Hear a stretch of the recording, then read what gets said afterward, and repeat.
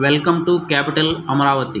మీరు చూస్తున్నది Guntur Vijayawada highway Mangalagiri Kaza toll gate దగ్గరలో ఉన్నటువంటి సిఆర్డిఏ రెరా అప్రూవల్ కలిగినటువంటి 50 ఎకరాలు open plots gated community venture.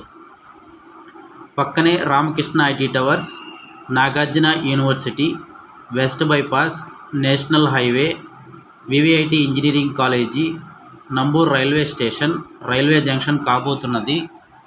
Electronic city, software ఇండస్ట్రీగా డెవలప్ చేసేటువంటి 9 సిటీస్లో ఉన్నటువంటి ఒక సిటీ. నిడమర్రు దగ్గరగా ఉంటుంది. 24 hours transport, prime location, ground water, 60 అడుగుల మెయిన్ రోడ్డు ఆనుకొని స్పాట్ రిజిస్ట్రేషన్, బ్యాంక్ లోన్ సౌకర్యంతో చాలా వేగంగా బుకింగ్స్ జరుగుతూ ఉన్నాయి. గజం 25,000 రూపాయలు. అన్ని 40 అడుగుల సీసీ రోడ్లు, underground drainage, electricity, compound wall, entrance arch, customer name boards, children పార్కులు, ఎవెన్యూ ప్లాంటేషన్, ప్రతి ప్లాట్కు ట్యాప్ కనెక్షన్, వాటర్ ట్యాంకు సదుపాయం. మా వెంచర్లో ఈరోజు ఇల్లు కట్టుకొని ఉండవచ్చు. పక్కనే కేంద్ర మంత్రి పెమ్మసాని గారు 60 ఎకరాలు తీసుకున్నారు ఐటీ డెవలప్ చేయడానికి. ఇంకా పెద్ద పెద్ద నాయకులు కూడా ఇదే రోడ్లో పొలాలు కొని ఉన్నారు కాబట్టి ఫాస్ట్గా రీసేల్ వాల్యూ ఉంటుంది.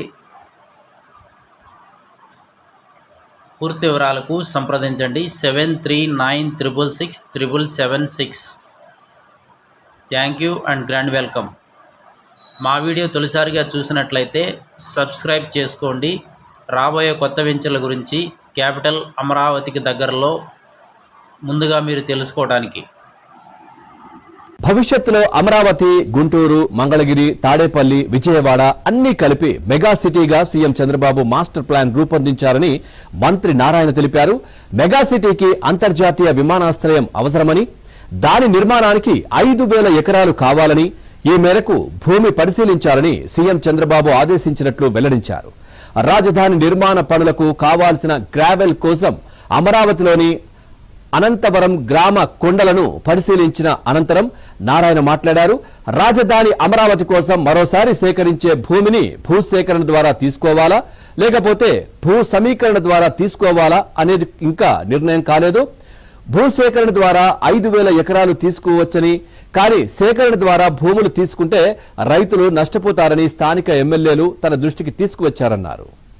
భూసేకరణ ద్వారా భూములు తీసుకుంటే రిజిస్ట్రేషన్ ధర కంటే 2.5 రెట్లు మాత్రమే ఎక్కువ వస్తుందని, సమీకరణ ద్వారా అయితే రైతులకు ఎంతో ప్రయోజనం ఉంటుందన్నారు. అందుకే రైతులు ఆ పద్ధతికి మొగ్గు చూపుతున్నారన్నారు. భూ సమీకరణలో 5,000 ఎకరాలు కావాలంటే సుమారు 30,000 ఎకరాల్ని తీసుకోవాలని, అందులో రోడ్లు, రైతులకు రిటర్నబుల్ ప్లాట్లు లేఅవుట్లు వేసి డ్రైన్లు కట్టాల్సి ఉంటుందని మంత్రి నారాయణ వివరించారు. ఇక సీఎం చంద్రబాబు హైదరాబాద్ లో విమానాశ్రయం నిర్మించినప్పుడు కూడా అంత భూమి ఎందుకని చాలా మంది విమర్శించారని గుర్తు చేస్తున్నారు. కానీ ఇవాళ శంషాబాద్ విమానాశ్రయం ఉత్తమ విమానాశ్రయంలో ఒకటన్నారు. ఇక చంద్రబాబు రాబోయే 100 ఏళ్ల గురించి ఆలోచిస్తారని, విమానాశ్రయంతో పాటు అంతర్జాతీయ స్థాయిలో క్రీడా నగరాన్ని నిర్మించాలనే ఆలోచన ఉందన్నారు. దీనిని నిర్మిస్తే దేశ విదేశాల నుంచి క్రీడాకారులు, అభిమానులు వస్తారని మంత్రి ఆశాభావం వ్యక్తం చేశారు.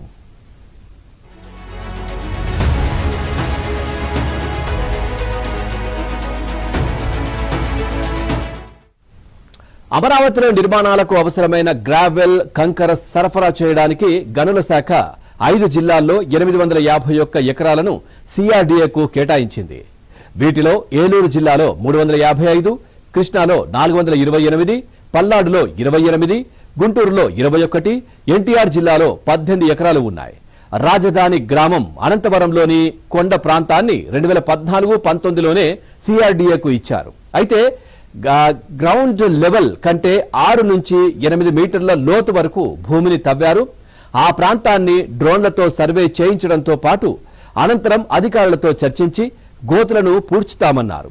ఈ భూమిని ఏదో ఒక అవసరాలకు వినియోగించాలనే ఉద్దేశంతో అనంతవరంకు వచ్చినట్లు మంత్రి నారాయణ తెలిపారు.